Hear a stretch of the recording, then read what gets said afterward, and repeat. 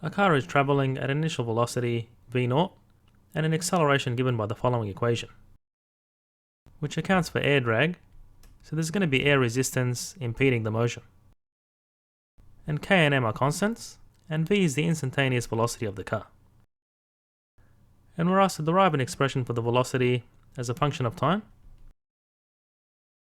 So given that the acceleration is non-uniform, we can write it as the instantaneous rate of change of velocity with respect to time. And that gives us a differential equation where we separate the variables and integrate both sides to obtain the following expression.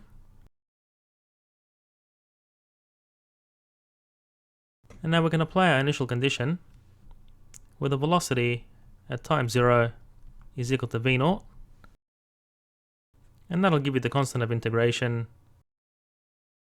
And using some algebra, you can obtain an expression for the velocity as a function of time. And post your answer in the comments. A skydiver opens his parachute, and from this instant he has an initial velocity v0 and an acceleration given by the following equation, which accounts for air drag. So we have a gravitational acceleration and a term that accounts for air resistance, which is a function of the velocity. So g, k and m are constant, and v is the instantaneous velocity of the skydiver. And we're asked to derive an expression for the velocity as a function of time. Well, given that the acceleration is a function of velocity, it's non-uniform, so therefore we need to use a differential equation. So writing the acceleration as the instantaneous rate of change of velocity with respect to time, and separating the variables, and integrating both sides of this equation,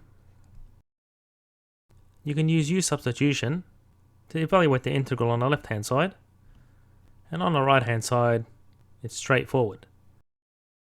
So evaluate the integral, apply your initial condition where the velocity at time 0 is v0 to find the unknown constant of integration, and post your expression for the velocity as a function of time in the comments.